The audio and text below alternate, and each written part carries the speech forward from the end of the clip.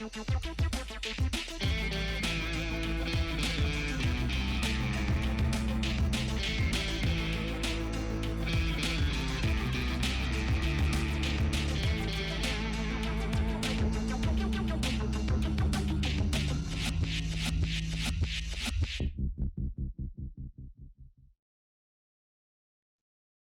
back, everybody. I have John Baltisberger with me again, wonderful publisher behind Madness Heart Press. Wait, sorry. I know last time we talked about you calling it a press, not a publishing company. Do you still call yourself a publisher, or do you call yourself a presser? I'm a publisher. It is a publishing house, right? Okay. But the name of the company is Madness Heart Press.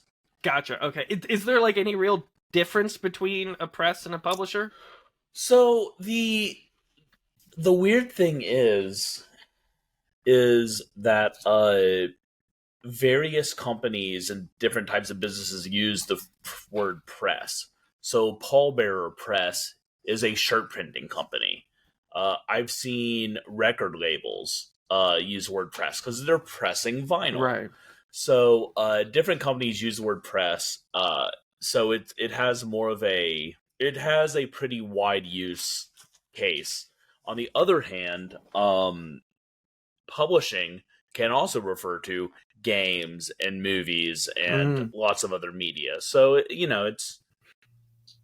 it takes some work, even after I tell people I'm a press or I'm a publisher. It takes some work to explain what that means. Okay. No, I get it. I mean, my trademark is in printing, even though I don't really consider myself a printer. It just made the most sense for all the products I was getting to get it in that category. Well, anyway, so thanks for that. So I'm lucky to have John with me again. We're going to do another in the series of art advice. I found some great questions on Reddit that we can run through from someone who's on the publishing side of a lot of these questions. That's exciting. And I know you've also been working on a whole bunch of cool shit. So since I last had you on, I think you've probably done 3 or 4 Kickstarters since the last time we recorded. So there was welcome to the Splatter League. Sorry, welcome to the Splatter League. Your novel. I don't know. Why don't you just list some of the things you've done in the last few months? I think my Morkborg novel was done when we last met up, but we did Journey Through the Dying Lands, which is a multi-author Morkborg short story anthology. We did Welcome to the Splatter League, which is Splatter League is a supers game set in a new system I built called Badass, because saying badass is fun. I had a failed Kickstarter, and we're about to relaunch that as a new product, which is another badass game called Overgrowth. Well, tell me a bit about why that one failed, because I remember you posted on Facebook, hey, this project failed, ask me anything. What were some of the things that you came up with as reasons why it didn't work? There were a lot of different things that kind of came together in this perfect storm to create a failure there. The first is I didn't market it correctly on the page. I used some weaker art as opposed to more eye-catching art for the main image.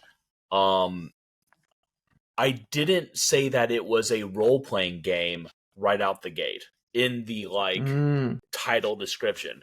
And honestly, when you're putting together a Kickstarter, people should be able to look at just the title and kind of know what it is immediately. Because a lot of people just scroll through that first page looking at the titles and don't click on anything that doesn't grab their specific interest. So you want it to be known immediately.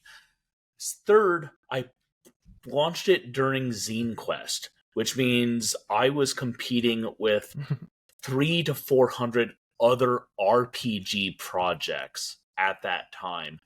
And we're always competing with each other, right? Even though as a community, we're very supportive. We still have limited funds. We still have a limit on how much shit we can back at any one time. So I created a extra hardship for myself because I not only needed to get people's attention, I needed to get people's attention well enough that they chose me over some other incredibly cool projects that were available at the time. On top of all that, I did my like promotion schedule.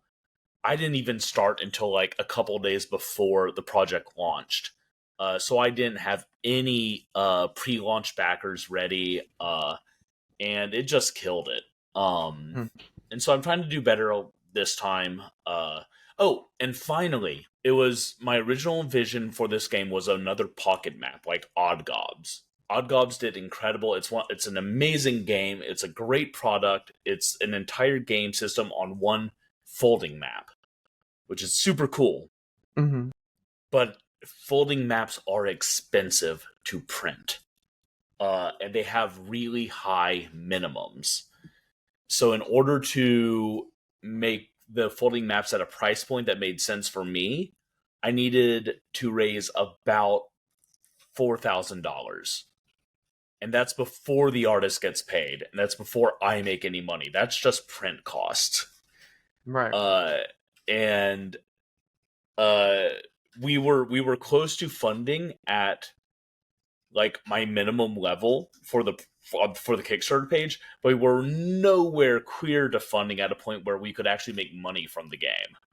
And while I am okay breaking even on projects, I'm okay. Like, if I can make a cool thing, I'm okay if I don't make money because I have a day job.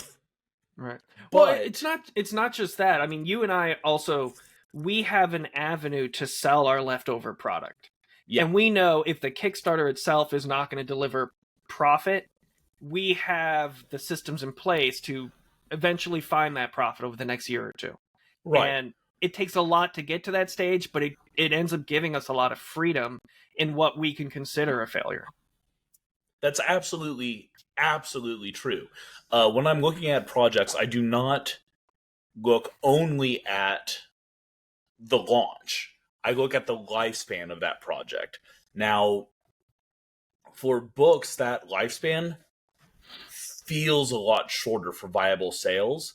But the truth is that my contracts with the authors that I publish is 5 years. So I look to make back my money within 5 years.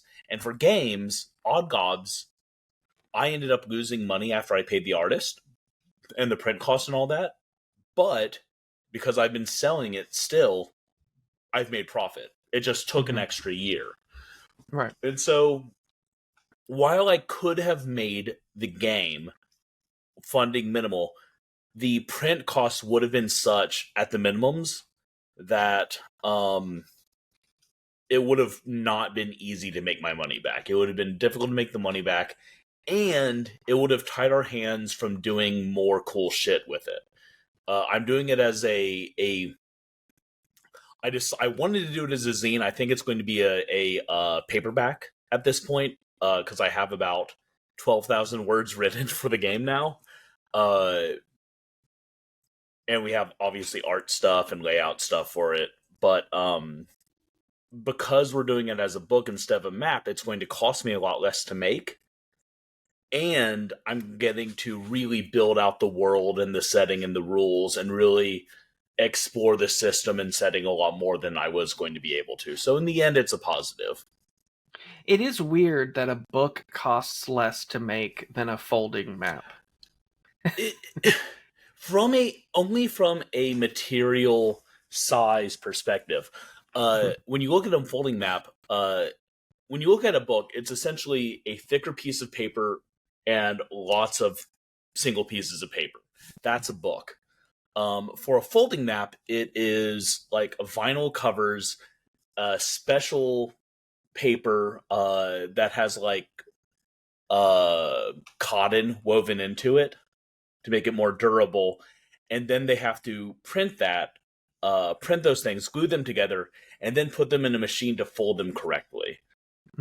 So there's all these different aspects to the printing process and manufacturing process that make certain products cost more. It's kind of like air travel, right?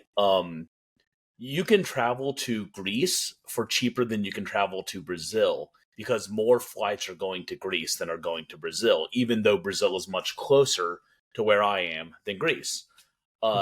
that was the case years ago. It may be different now. But But yeah, I get what you're saying. It's like the equipment is more readily used to make books, so there's more yeah, competition, and people have developed ways of doing it better.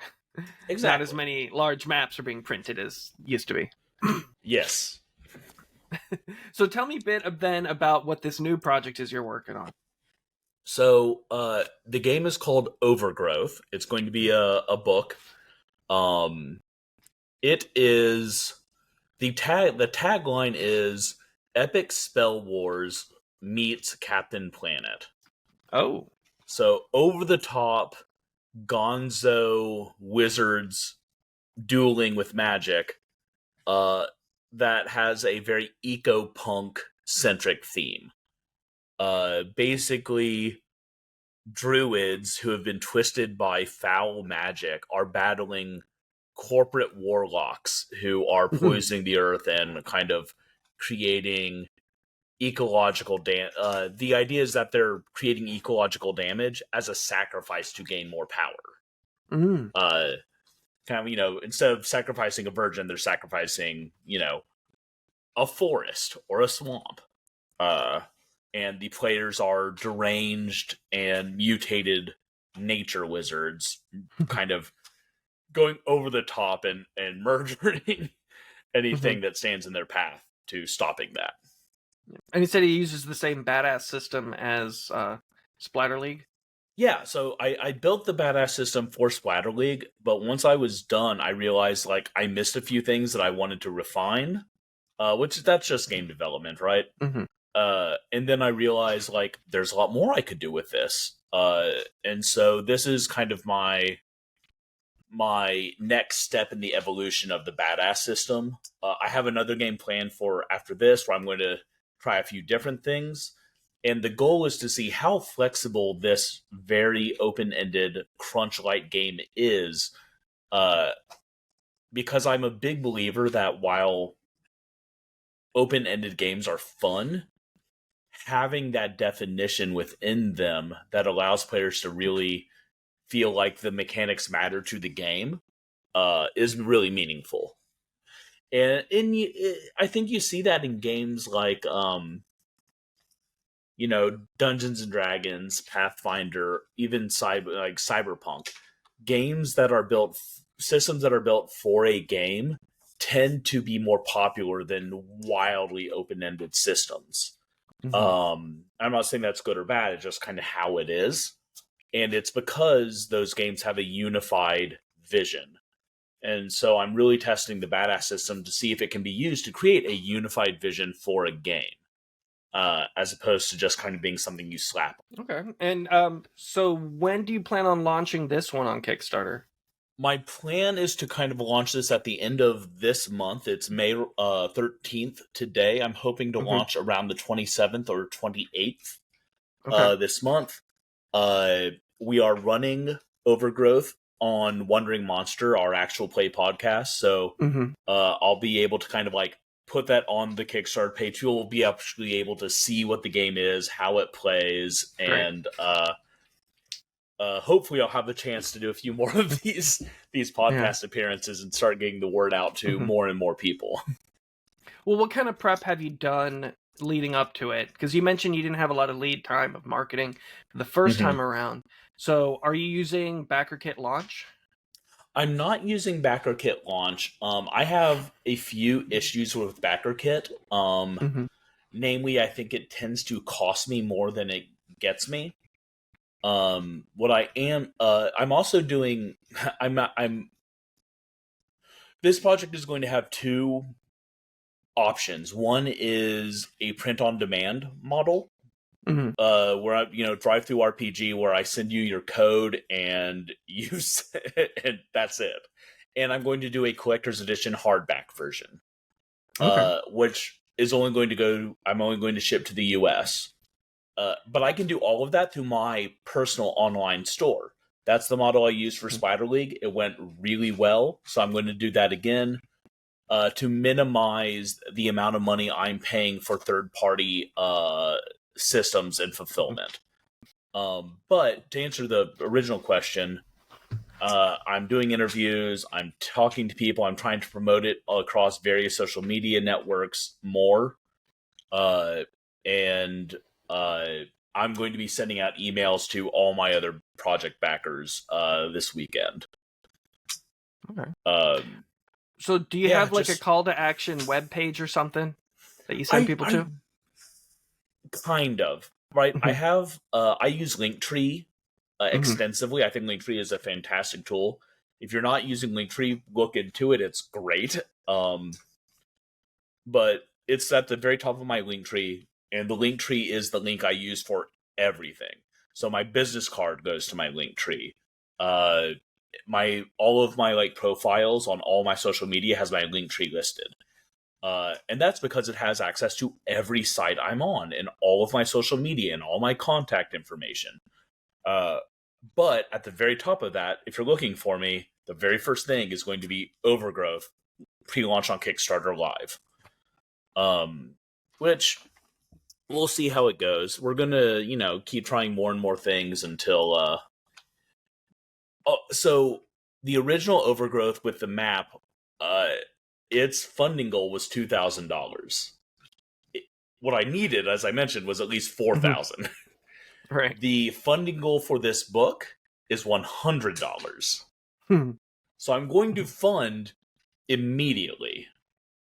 And once a project funds and you start seeing 700% funded, people are much more likely to donate to a project that's funded, or especially if it's like crazy funded. Because the higher that percentage number is, mentally people say, oh, this is popular. People want this. I want this too. There's a lot of weird psychological manipulation that goes into marketing that I'm not a huge fan of. But so long as you're not being dishonest, I think it's okay to... I think it's necessary to engage in that sort of thing. Again, so long as you're being honest with what you're doing. I can set the funding goal at $100 because I can make this for $100. It won't have everything I want in it. My real goal is still $5,000, at which point we're going to do like a fully illustrated, full color bestiary. But I can make this now. I can make this right now with no money. So, hopefully we fund for $100. Yeah. No, but you make a good point. I mean, there's so many things that you learn that makes a Kickstarter work better. One thing I've been thinking about lately in regards to Kickstarter is the banner image, because I'm always trying to market to myself. I think about how I interact with Kickstarter, how I browse projects. When Zine Quest happened, how did I choose which ones to click on? And so with that in mind, if I'm thinking of myself as my typical customer, I guess what I'm getting at is I feel like I should have a mock-up of the product on the banner image. But when I think about the projects I click on, they're usually no mock-up of the product. I usually click on projects that have big text, few words, a graphic design element that is a statement about like what this is intending. And so this latest project that I'm doing too, it's just I decided to not put my 3D mock-up of the products, and so that kind of felt weird doing that. But I don't know. I was just wondering what your thoughts are. Like, do you have an image of the book on it, or you just kind of leaning on the art? I don't. I do have a piece of the cover. So I shared my screen. I don't know if people listening will be able to see this, but you can see here. I'll click. You can see this is the original banner. It said Overgrowth, and it had this on it. And this, obviously, on that main page is going to be completely unreadable. The colors are very similar. It's not a bad picture, but it is a terrible cover image. And if you go to, let's see, trying to do this live. If you go to how we actually look at Kickstarter, what you see is the title and some kind of image, and that's it. When you're Mhm. scrolling, that's all you see. And Yeah, and so as we can for see, sometimes there's a mock-up of the product. Most of the right, time, like there's here, not. yeah, most of Yeah. the time there's not. And I think a mock-up of the product is really important when it's not a book, Mhm. That's a good point. because you know what a book looks like. You don't need that. But if it's, minis or something, like, yeah, there's no mock-ups here. Mhm. But what I was going to say is, if you go to the new one, come on now, there we go. Here's the new one. The title is Overgrowth Epic Spell Wars meets Captain Planet dash a TTRPG. You know exactly what the game is Mhm. immediately. Mhm. And the cover image, just the title and some cool art of snakes bursting out of a Yeah. man's face.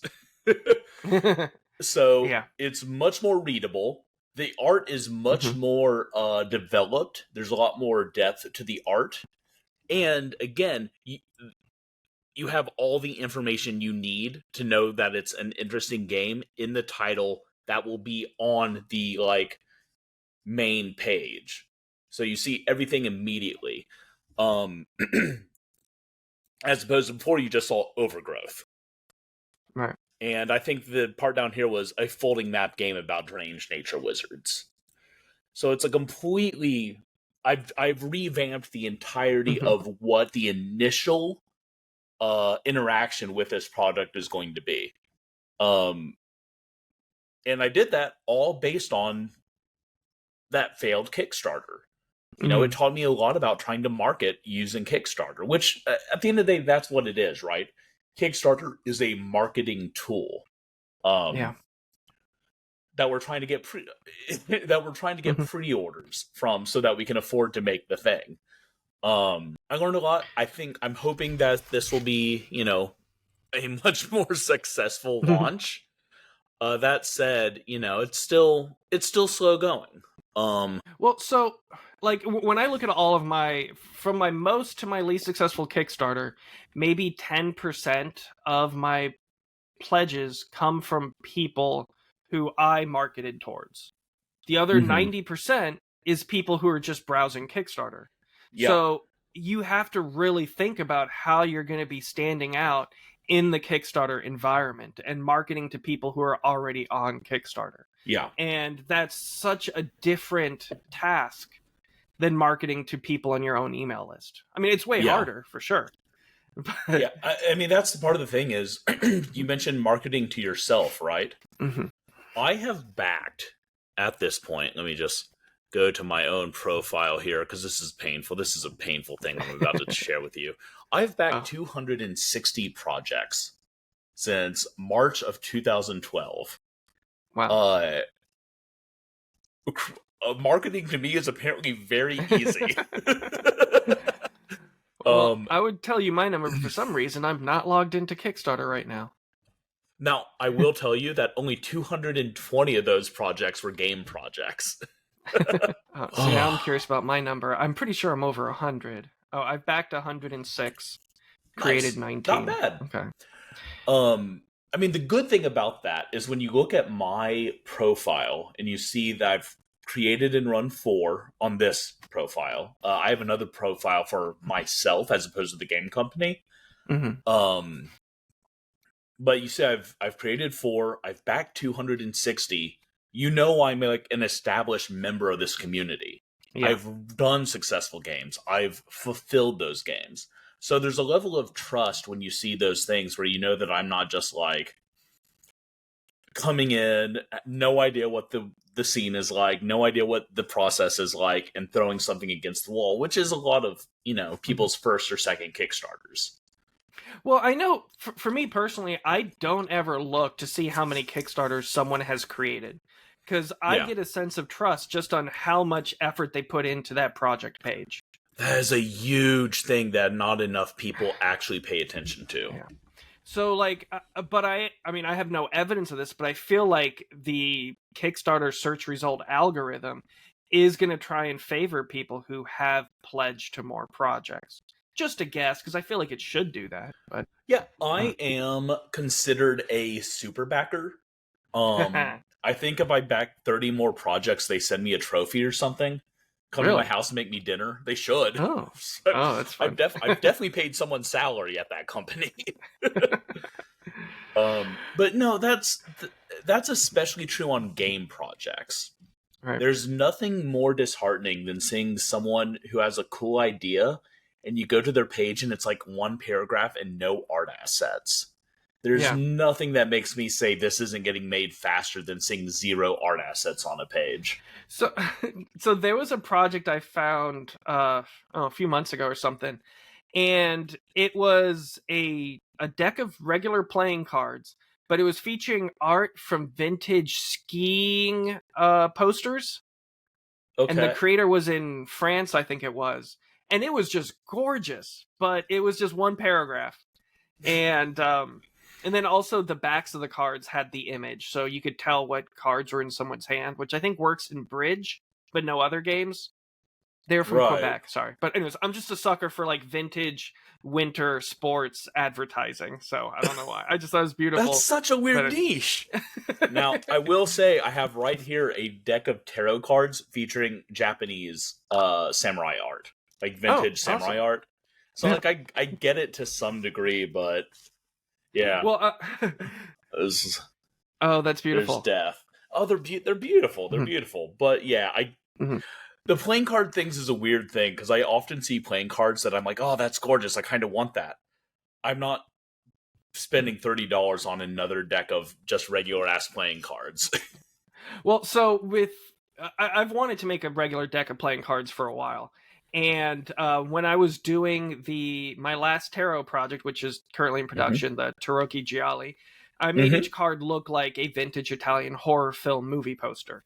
And I really liked the art that I was coming up with for that, and I also the little symbolism I did for all the different minor arcana suits. And I was like, you know what? Let's make this into a playing card deck. So I got a price quote from the company I'm always using, and 500 units was only about $1.20 each, and that blew my mind. So I'm like, what? I will throw that in on my order, of course. And so I quickly whipped up a Kickstarter project, which I'm gonna try and launch on Friday. Again, just $100 Yeah. because I'm getting 500 made no matter what. I know I'll have no trouble selling 500, but if I could sell a bunch of them, even before, that's even better. Yeah. And I'm doing MSRP on that at $10 for people who pledge to the original Tarot Kickstarter project. They're getting it for 5 if they want to do it as an add-on through BackerKit. Does that include for the retail backers? No, wait, sorry. People who pledge to the original Kickstarter project for Yeah. Tarocchi Gialli, they get a discount. People who are pledging to the new Kickstarter don't.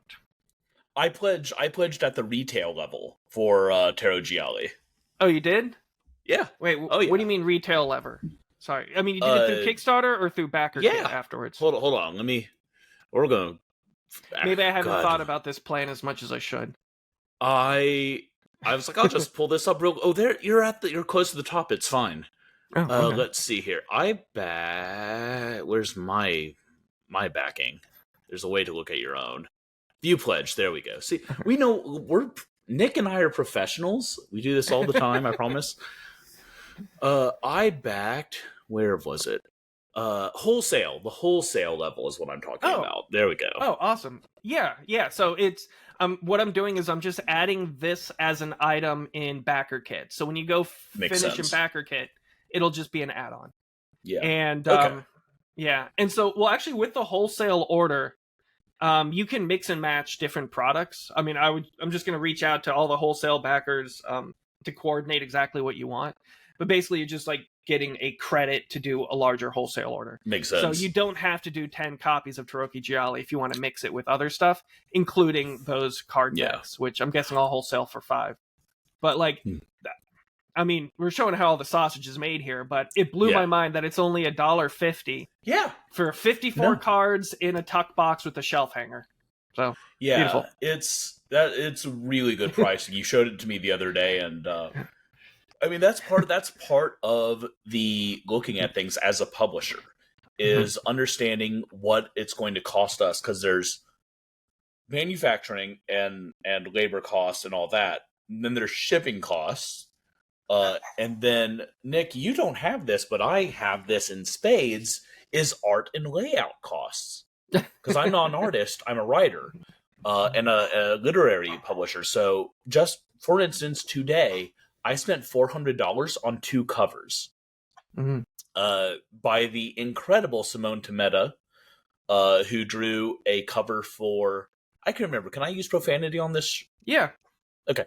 Who did a cover for a book coming out called Nympho Shark Fuck Frenzy. And it's an incredible cover. He outdid himself.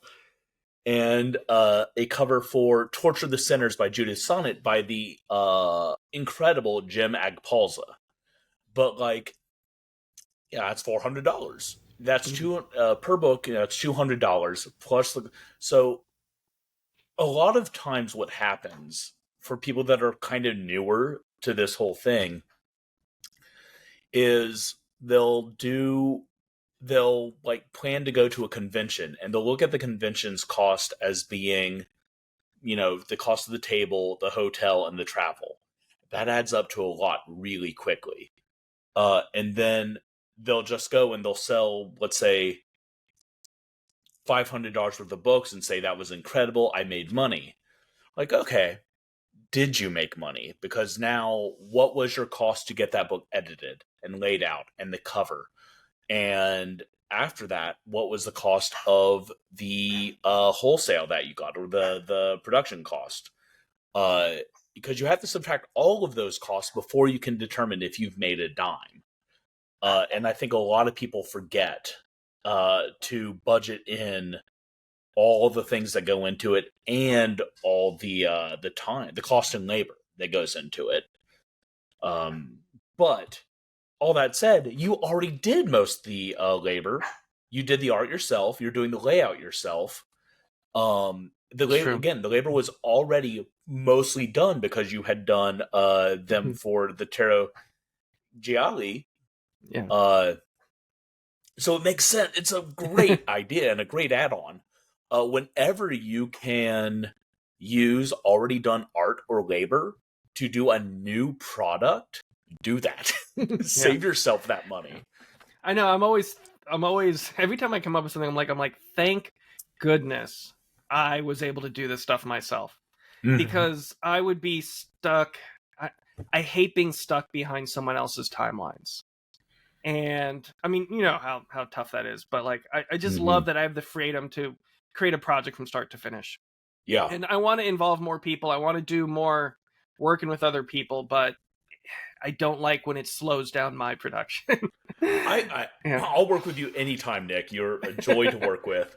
And I know you're a pretty fast writer. So. Yeah, I work pretty quickly, so you don't have to worry about me. Yeah. Yeah. Are you ready to paint your own canvas in the real estate world as a homeowner? It's Leslie Haas from Realty One Group Sunshine, and I'm here to talk home equity, your masterpiece in the housing market. Imagine owning a piece of property that's not just a place to call yours, but also an investment opportunity. It's time to take that brush and start creating equity in your dream home. With interest rates on the verge of dropping, get ahead of the curve and secure your artistic haven before the next rush.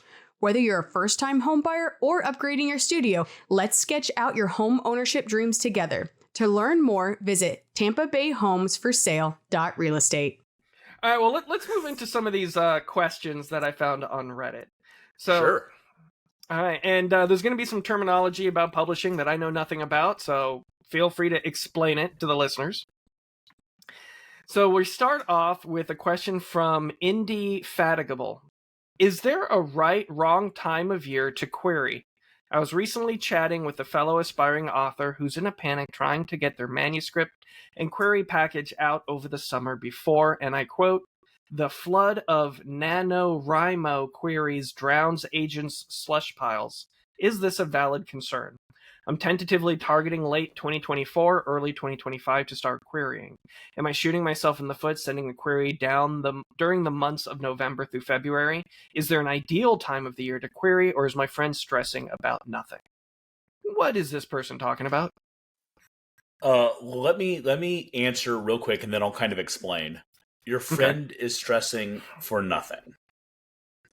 So NaNoWriMo is National Novel Writers Month. In general, what it is people attempt to write a full-length novel between the dates of November 1st and November 30th.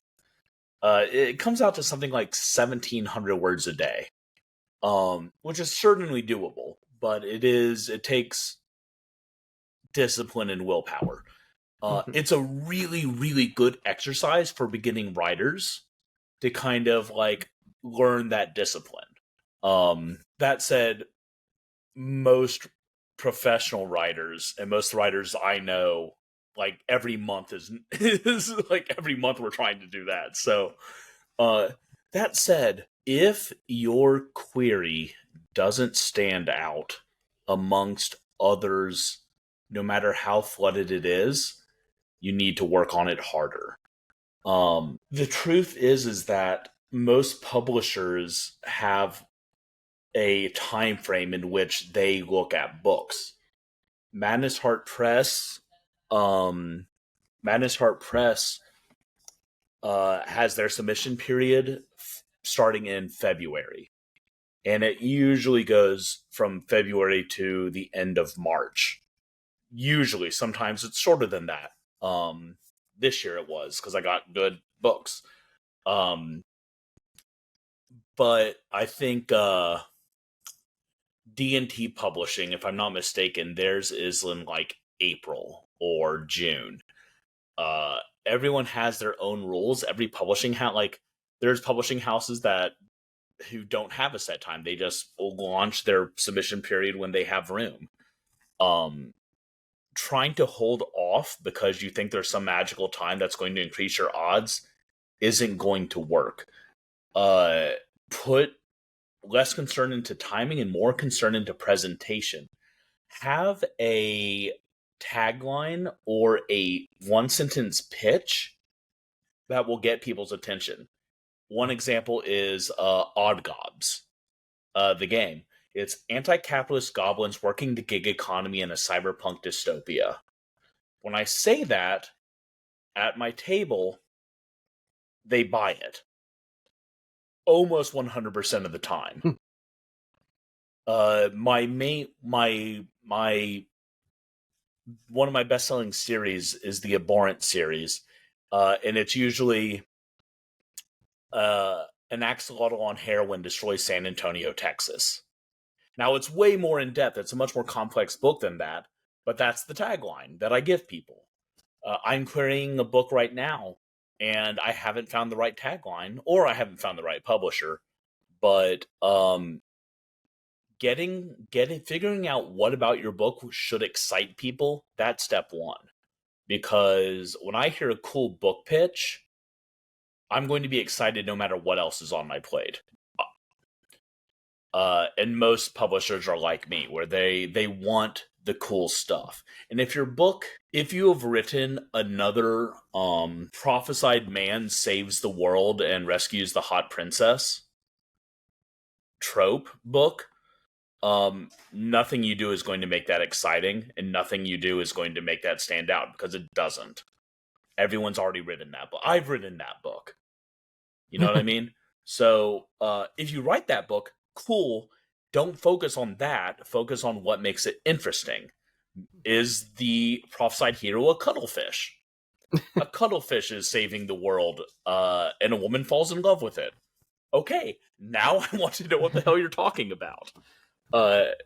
So there are book mills that will pick up your shitty trite books any day of the week, but if you want a good publisher, it needs to be interesting, and that matters a lot more than time. So what is querying a book? Yes. Then I guess that would be step one. When you're querying a book, you're taking your manuscript that you wrote and you're sending it to publishers and agents with the hopes that they will either publish it or represent it. Okay. Gotcha. So I guess in board game terms, that would be like a sell sheet. Yeah, no, absolutely. Okay, so are you sending them the full manuscript, or are you just sending them like a one-pager describing it? Every publisher wants something different. Mm-hmm. So for me, what I ask for is your name, the name of the book, the genre of the book. I want a kind of full synopsis, meaning like what happens in your book, what is the story of your book, and who are the main characters. And then I want to know a couple of sentences about the author. That's all I want. I know from that if I'm going to want to see more of your book. Some authors ask, or some publishers or agents ask for the first 10 pages. Some ask for like the first 2 chapters. It just entirely depends on the publisher. Okay, so you don't have to do like you don't have to worry about like graphics or anything. It could all just be text in an email. No. You should.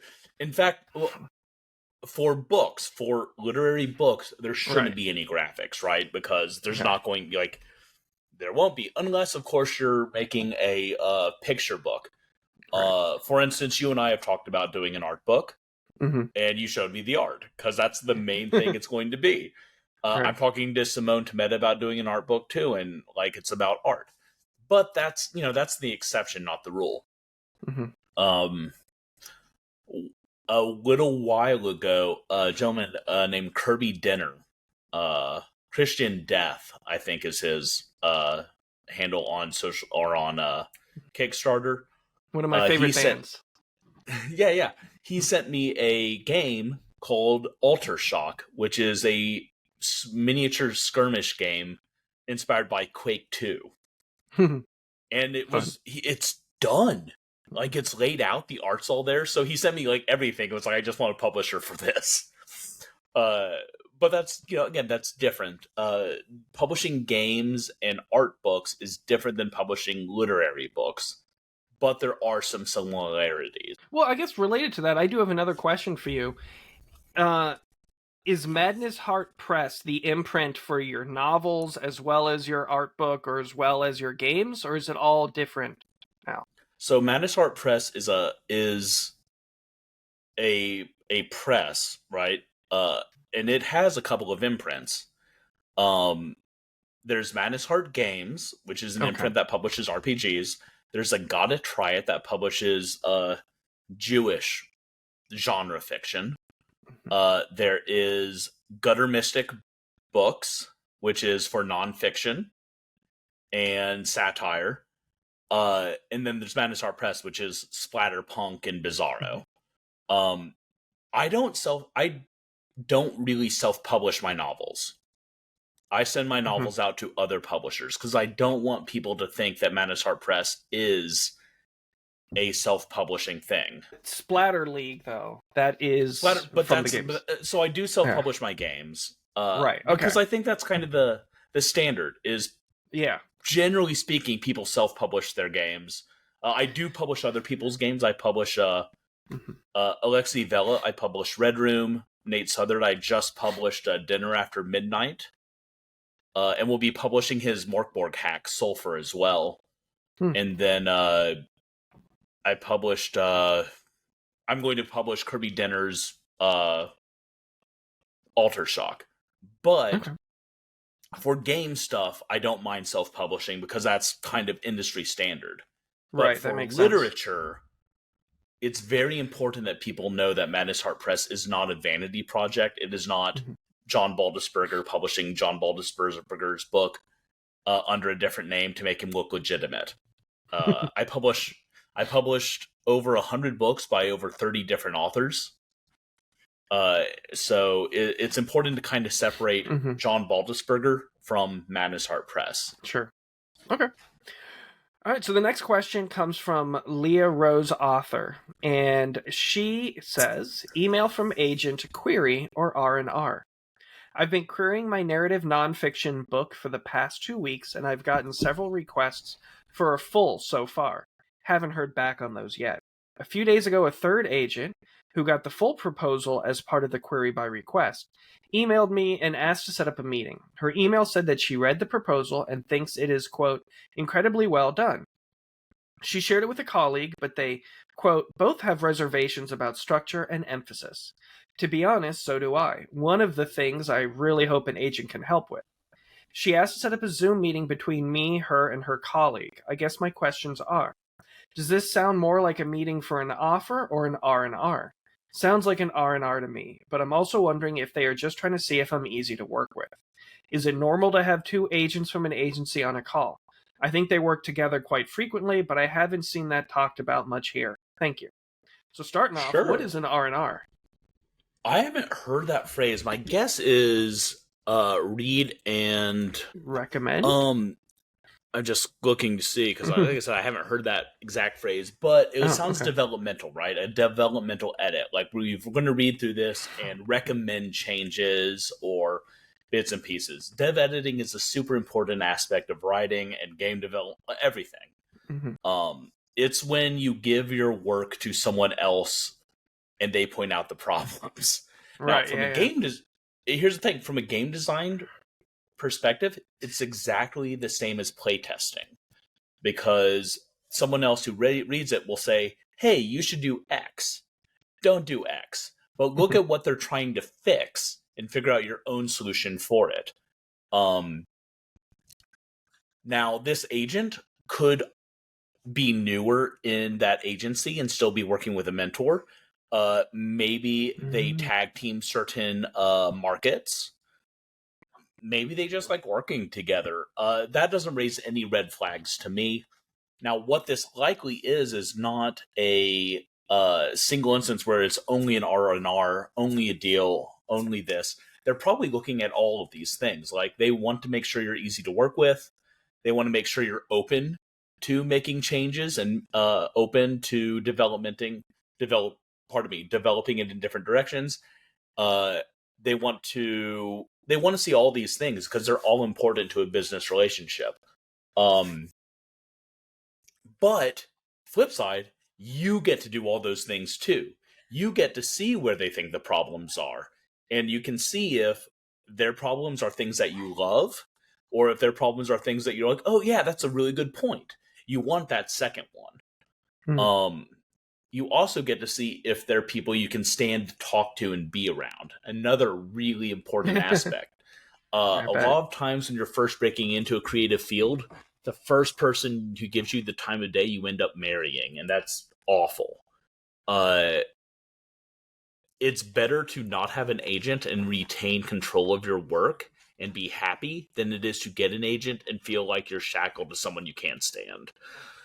So like I would take the meeting. I would go in feeling confident. I would go in without any sort of agenda of my own and see kind of where they're leading it. And at the end of the day, if you don't feel comfortable with them, if you don't feel like it was a good meeting, no skin off your back. You have it queried to other people. Would it be useful as a writer to have an agent? Oh yeah. Yeah. Yeah. You don't have to. There's lots of really successful authors that don't have agents. But if you want to get into the big five, you're gonna need an agent. Do you have an agent?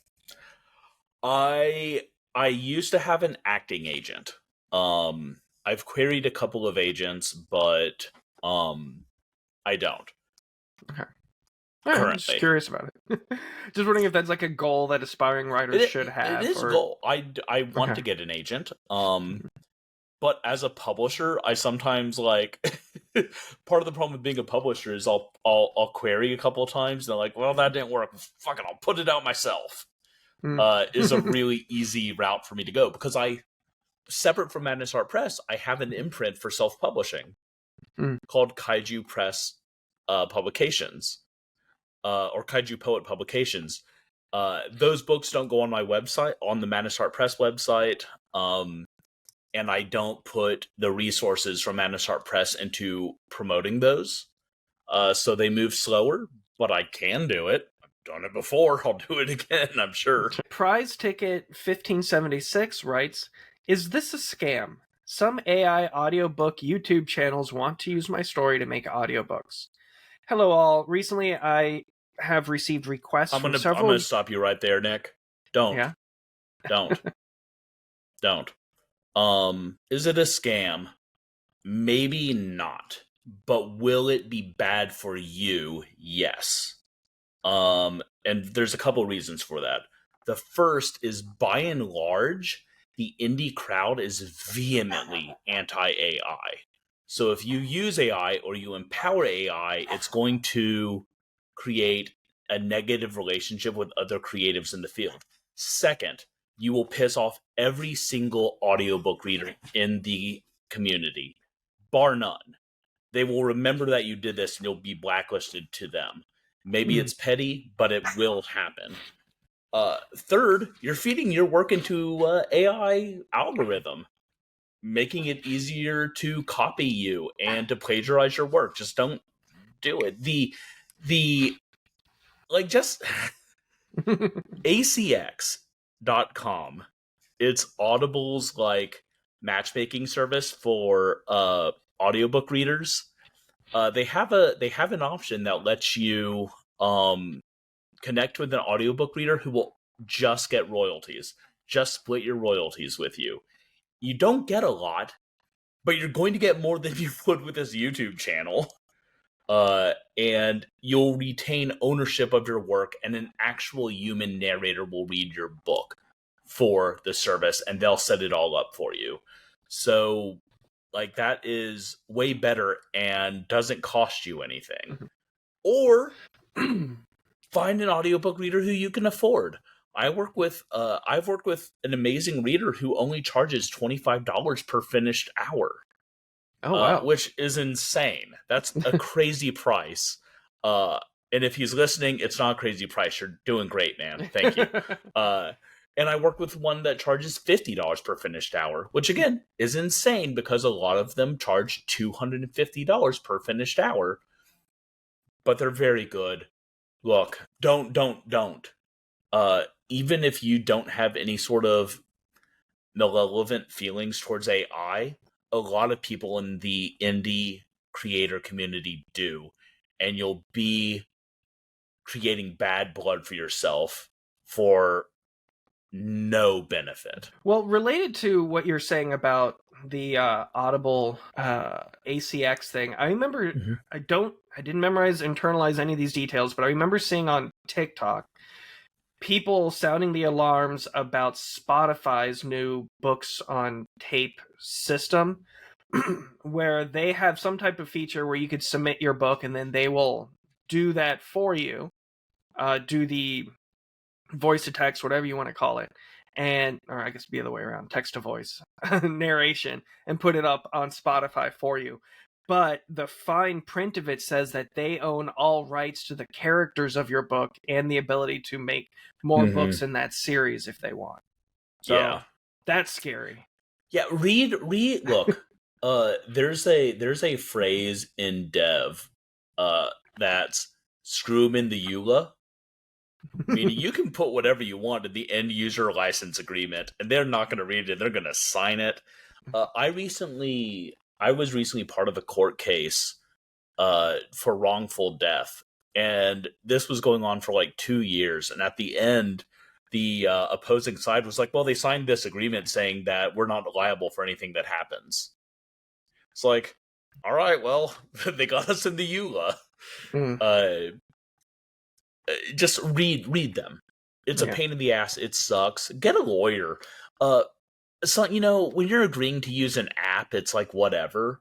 But when you're talking about your creative work, your IP that you spent hours upon hours upon hours putting together, don't half-ass the protection of your creative work. It's because these corporations will always fuck us as hard as they can. All right, so the next one comes from Bainin, and the subject is Podium or self-publish. I've been writing a fantasy lit RPG for a while now, 5 months. I have finished book 1 and reached the middle of book 2. I had considered self-publishing and found a narrator who would do it in the realm of $3,000, which I could afford without financially putting myself in a bad spot. Out of curiosity, I reached out to Podium, who is interested in acquiring the audio rights to my story, and I'm unsure what the better call would be. I'm still due to meet with their director of acquisition, and will ask what they can offer precisely, and have a lawyer look over any potential contract. Does anyone have experience with self-publishing audiobooks or working with Podium? I'd love to hear some opinions. So pretty similar to what we've been chatting about. I've just never heard of Podium. I'm not okay. Reading, but I mean, these don't look terrible. Okay, here's my thought.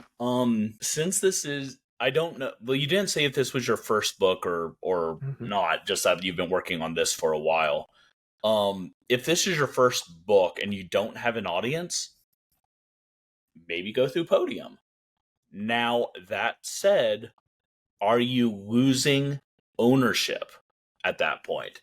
The Right. nice thing about self-publishing, your audiobook, is you would own everything about it. Meaning you could put it on Audible, but you could also put it on anywhere else, including your own store. You could put it on a USB and sell it at tables. Um, and I'm guessing that Podium is going to be an exclusive agreement, meaning uh, they're they're going to put it on there, and then you don't get to put it anywhere else. It looks like they do put this stuff on Amazon/Audible, so Yeah. fine. But again, it's almost always better to own your work than it is to share. That said, uh, they also have a marketing department, and so they might take that off the plate for you. I would say it's going to depend entirely on their contract, and if their contract is solid and doesn't screw you over, go for a Podium. I'm reading their website. It says Podium leverages proprietary technology to identify these groundbreaking storytellers and, with a creator economy Yeah, okay. mentality, brings forth industry-leading production capabilities focused on quality, as well as deep digital expertise in distribution and overall monetization. Podium's partnership with both authors and narrators sits at the center of this process. So I guess it's a tool that helps combine the narrators with the authors in order to get the book published, and then I don't know. Interesting. Library voted I mean, 3,500 titles. it looks like an audiobook publisher. Yeah. Which like yeah, I don't see any problem with that. If Hmm. that's actually what they are. But again, read the contract, send the contract to your lawyer, and make sure it is what you want it to be. Right. Because it is easy to get. It is real easy to get screwed in this industry. All right, so the next one comes from Ty Okins. Subject is how to best support a self-publishing author. I'll skip the TLDR because we're not here for that. So I'll go to the full one. My wife and I met and fell in love over books. She supported me through a lot of things, an MMA career, my PhD, and a career move across country. Recently, she decided to pursue being an author and has committed to it 100%. I read a ton and do my best to support creatively. But I know nothing about the publishing process or the logistics of it, so I feel really lost as I try to be as supportive of her as she has been for me throughout my life. As a self-published or aspiring author, what would be the biggest help a significant other could give you, and what would you absolutely not want? How could I go above and beyond? So read her books. Ask her if she wants dev feedback. If she wants parts of the book that you don't think work or could be stronger, let her know that. Don't give her specific suggestions. Just say what you thought wasn't as strong. That is if that's what she wants. She may want you to just read them and gush about them, and that's fine too. As her partner, the main thing that a self-published author needs, making eye contact so you listen to me, is reviews. We need reviews. If you read one of her books that's out, review it on Amazon and Goodreads. Encourage everyone else to. If any of your friends or her friends say, "Oh, I read your book," immediately say, "Hey, thank you. Could you review it on Amazon and Goodreads?" People should be fucking sick of hearing you ask if they reviewed it, because reviews matter that much. It is the number one thing that we need. If you're on social media and she's not, promote the hell out of her on social media.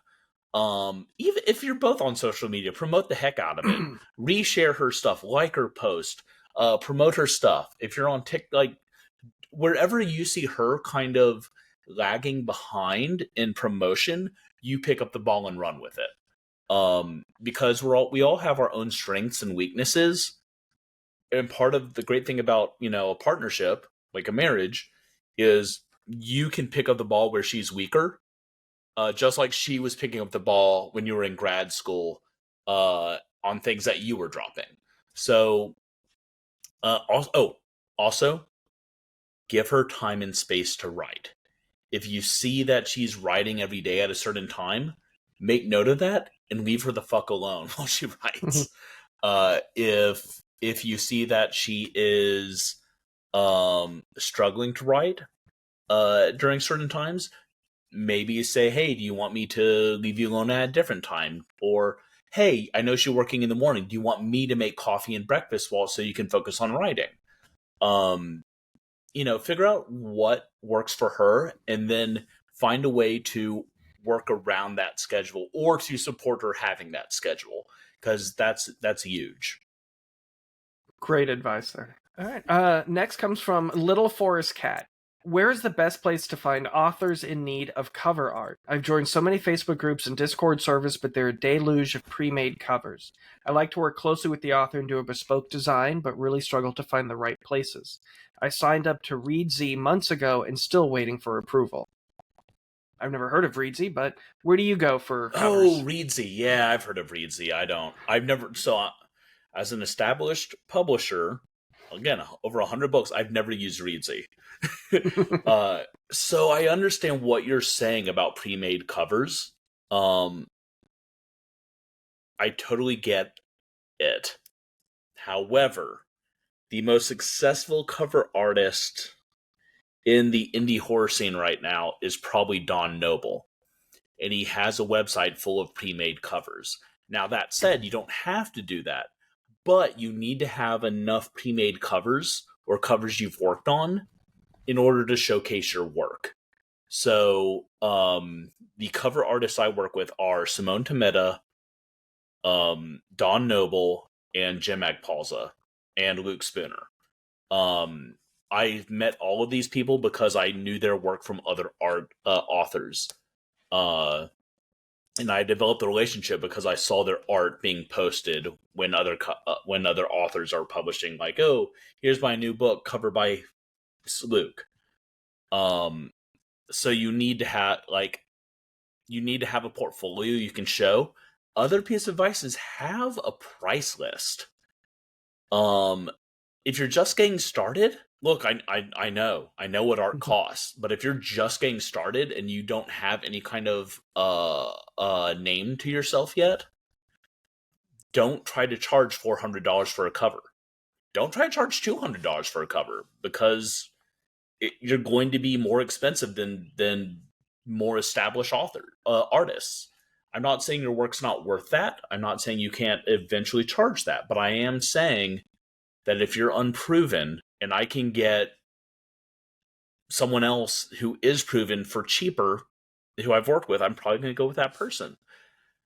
That said, if your art kicks ass and you're affordable, I'm absolutely going to use you for something.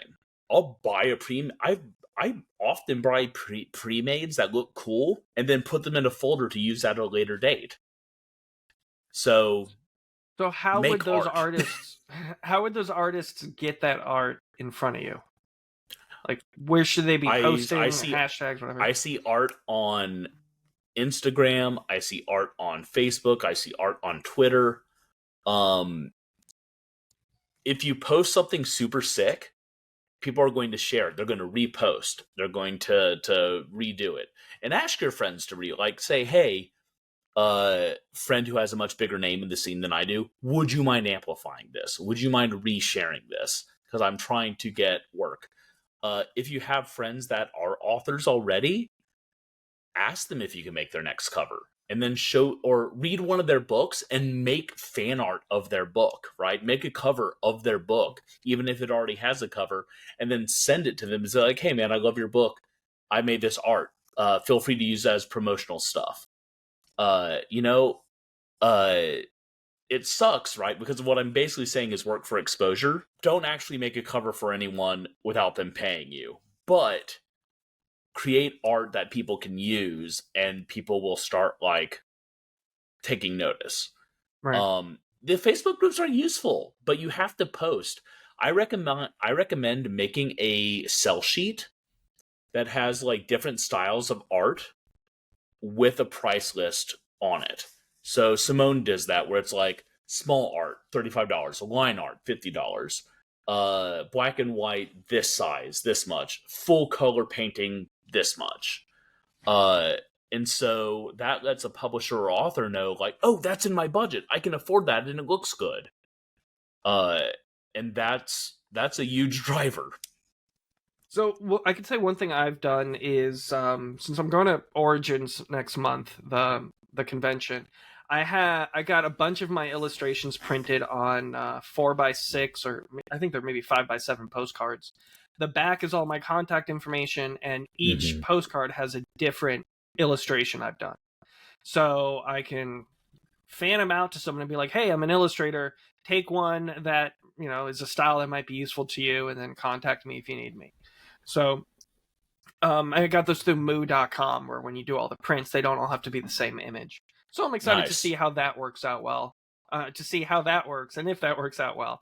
Because I figure if a potential customer can pick one that makes sense for them, they'll remember that interaction a lot better than if I just handed them something with a bunch of images on it.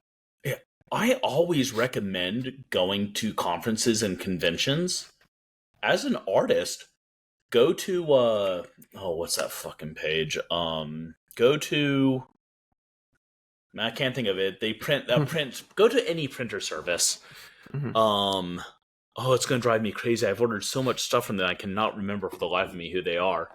Have bookmarks made, where one side of the bookmark is some cool ass art that you made, and the other side is your contact info, and maybe even a price list of like front cover this much, full cover wrap this much, internal art this much, and then just give those out to say like, hey, I'm a new cover artist, I'm looking to work with authors, please take one of my bookmarks, and if you have a project, keep me in mind.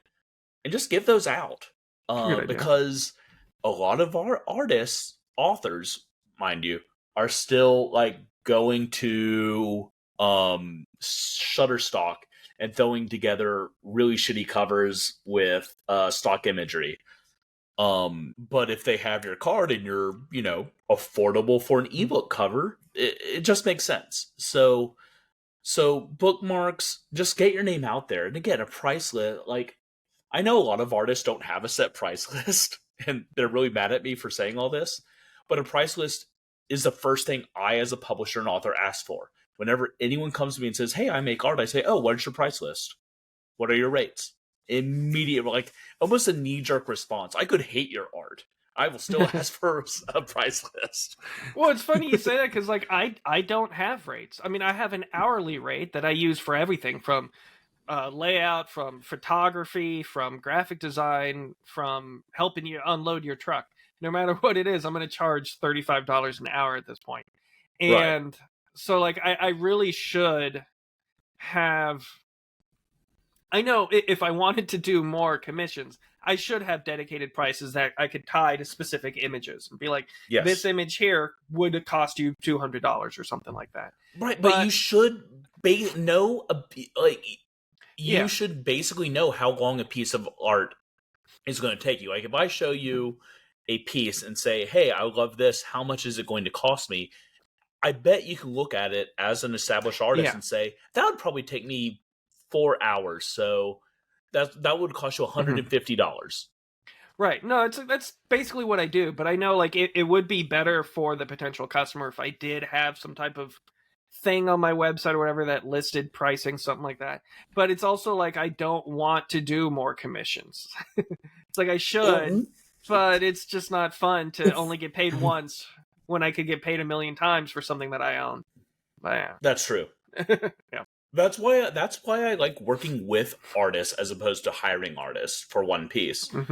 Or honestly, what I tend to do is I develop relationships with artists, and I have a cheaper rate than most people, because I'm hiring them 10 to 20 times a year. Mm. I just had a cover done by Simone. It would have probably cost most people $500. It's really nice. It's big. It's painted. I paid a lot less than that, but I've also paid Simone a few $1,000s this year because I hire him so often. Right. And then on Overgrowth, which he's doing all the art for, we're doing a royalty split. So he's going to have ownership of that and be paid in perpetuity every time I sell a copy. And, that's another deal. Now, I will say, artists do not expect that. Most authors want to pay you for a piece of cover art and then own it. And they should. I've had authors come to me and say, oh man, they want a piece of this royalty and they want, they're giving me a license to just use it for the front cover and then I can't use it for anything else. I say, walk away from that deal. When you buy a piece of art for your book, right, you should own that and be able to use it to promote your book and be able to use it for whatever. So also know what you're offering. So if you're just doing a license, that's fine. But personally, I would not pay for a license for a cover piece.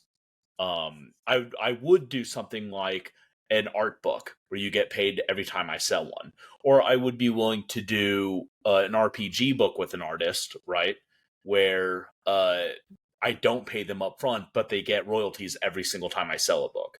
But again, those are different models, and just find out what works best for you. All right, so this last one I have is kind of long, but feel free to interject with your commentary. It's really just someone giving their feedback on a predatory publisher that they ended up accidentally working with. I have a lot to say about that. I just dealt with that. All right, so this comes from Boo Boy 92. And the subject line is Olympia Publishers Review. Don't bother, seriously. As you furiously Google Olympia Publishers. I'm making sure it's on the bad publisher list, actually. Okay, I know you are all going to say, well, I told you so, and you're a sucker. I know.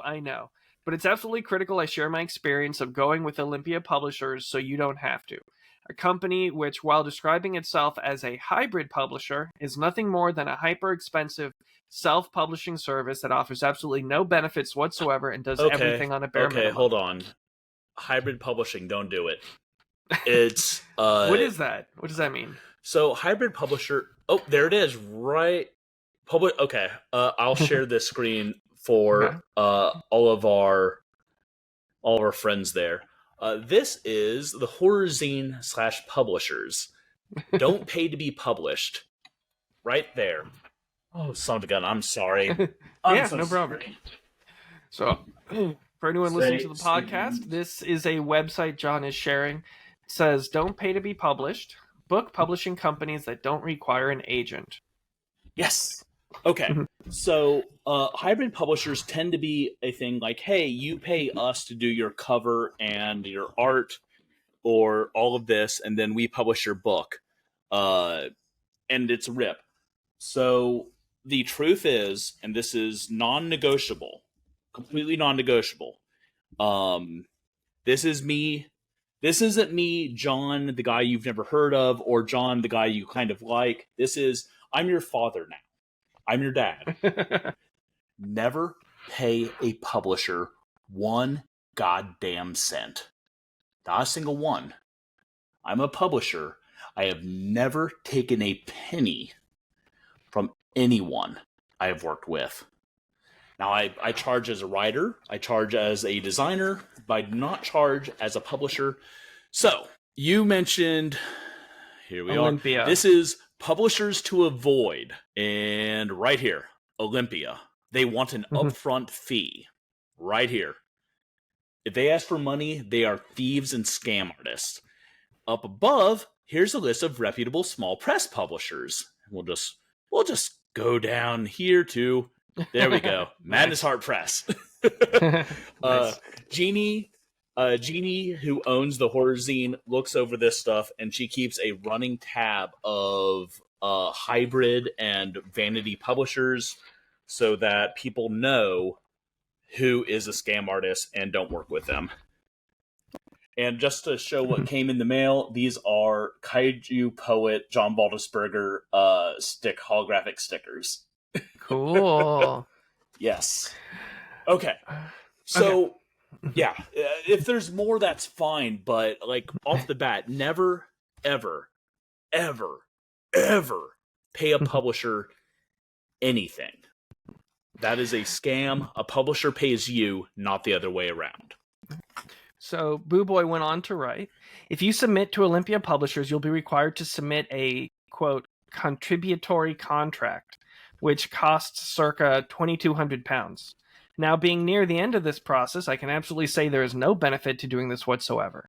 Yeah. With myself having increasingly had to pay for third-party services anyway, on top of this because what they offered was so poor or insufficient. Olympia will not proofread or edit your work. They will house style it to a professional appearance, but they do not correct or pick up on grammar mistakes. They offer no feedback. I had to do this myself or pay someone in addition to it. Olympia offers dog shit tier cover design service, which looks unappealing, using the cheapest graphic designers they could find. You're trying to look up some of their books? Yeah. The proposals for the cover they offered me were so bad and so amateur, I could have done better myself. If you look at their books on sale, they all look dreadful. Not trusting them, I paid privately again for an artist to create a design for me. Despite doing it for them, it took 3 months for Olympia to get back to me and add a title to that cover, which looked like it had been made on Microsoft Word with word art. He's not, like, look at this, he is not joking. Oh. Yeah. These are really bad. These are rough. There's a novel cover designer on TikTok that I follow. His videos are incredible. I'm just like just so inspiring graphic design choices. And anyways, yeah, those are rough. Beast in the bin. Okay. The other thing to kind of know about this is what he said immediately there. They didn't do anything for him but an amateur layout and paid someone probably on Fiverr.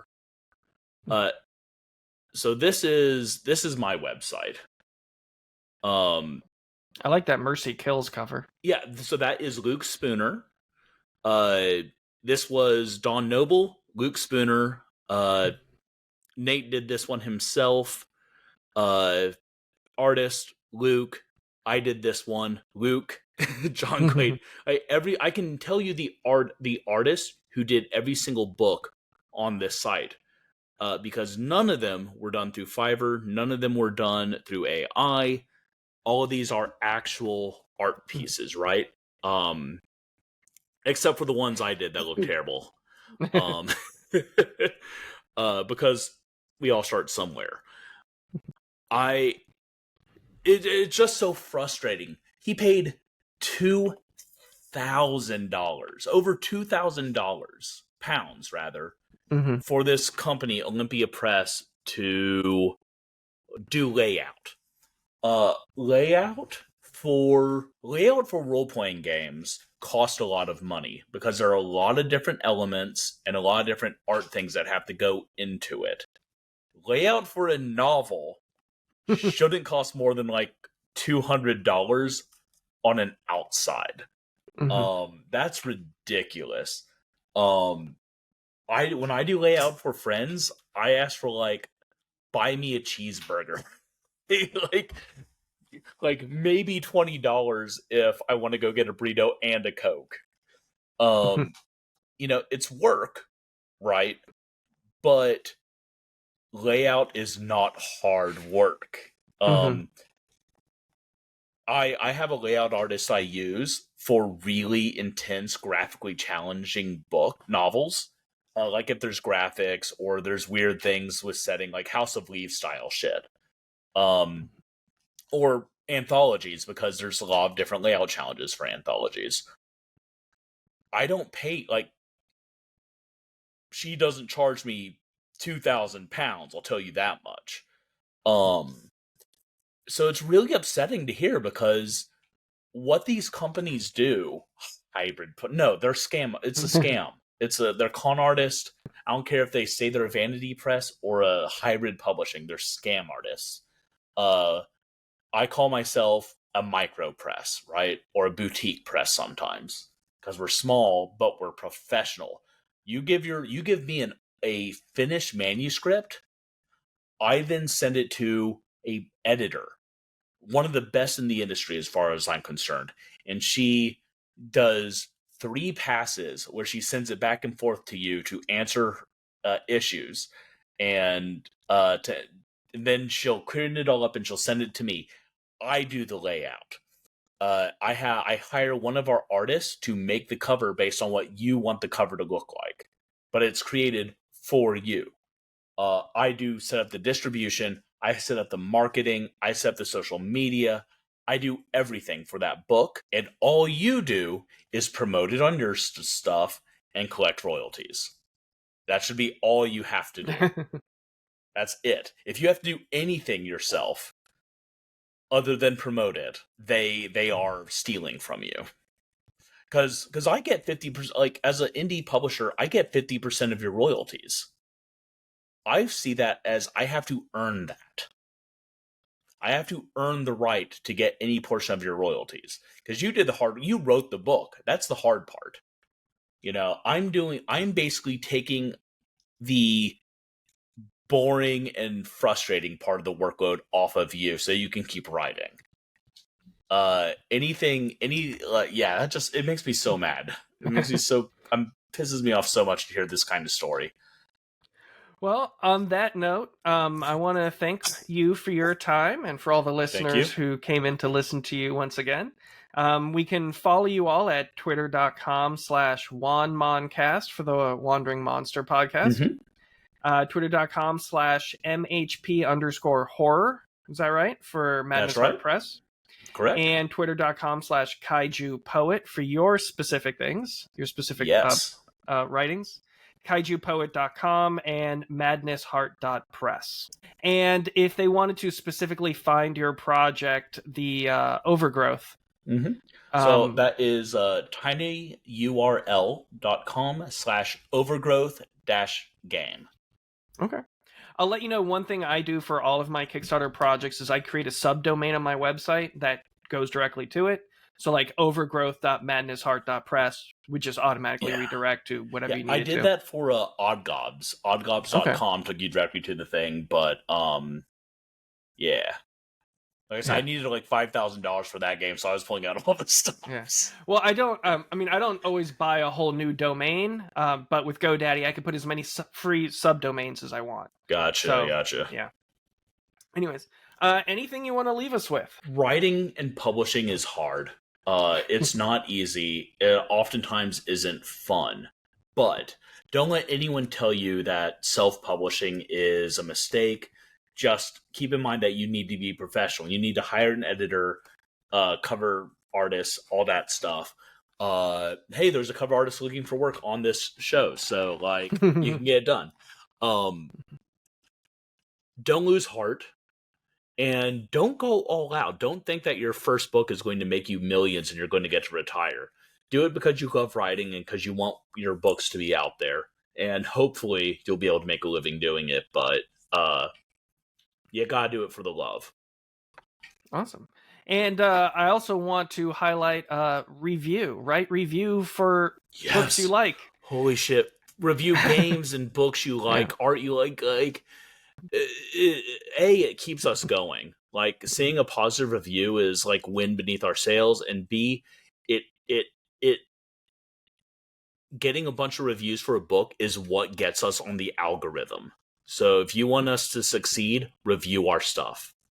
And to the listeners, please review this podcast. So do it. Yep.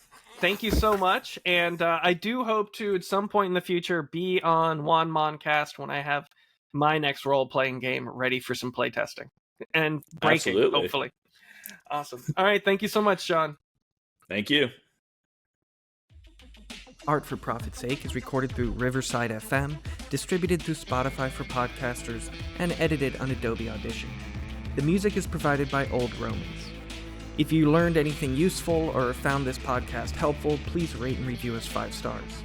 If you want to learn more about me or my art, head over to chainassembly.com.